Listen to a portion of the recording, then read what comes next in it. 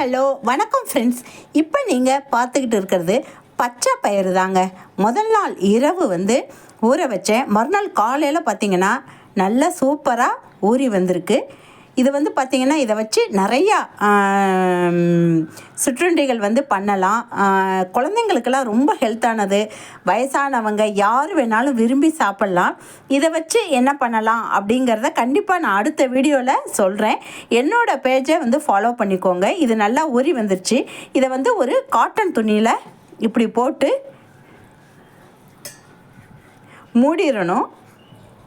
இப்போ நம்ம சூப்பரான சுவையான ஒரு சாலட்டு தான் பண்ணி காட்ட போகிறேன். ஸோ இது நல்லா இன்னும் ஒரு 6 மணி நேரம் இது நாளைக்கு வர வீடியோவில் கண்டிப்பாக இதோட மெனு என்ன, இதை வச்சு எத்தனை வகையான நம்ம ஹெல்த்து ஃபுட்டு பண்ணலாம் அப்படிங்கிறத சொல்கிறேன். இப்போது காட்டன் துணியில் மூடி வச்சுருங்க. மூடி வச்சுட்டு லைட்டாக அப்பப்போ தண்ணி தெளிச்சிருங்க. நல்லா முளை கட்டி வரும். அதில் தான் நம்ம சாலட் பண்ணும்போது சூப்பராக இருக்கும். சுண்டல் பண்ணலாம். பெரியனா கூட உப்பு போட்டு கூட சாப்பிட்லாம். குழந்தைங்களுக்கு பெரியவங்களுக்கு யார் வேணாலும் விரும்பி சாப்பிட்லாம். ஸோ இதை நம்ம மூடி வச்சுட்டோம். 8 மணி நேரம் கழித்து நம்ம பார்க்கும்போது இது துளி துளி முளை விட்டு இருக்கும்.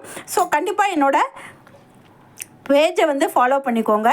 நெக்ஸ்ட் வீடியோவில் இதை வச்சு நம்ம ஒரு சாலட், சூப்பரான ஒரு சாலட் பண்ணலாம். தேங்க்யூ.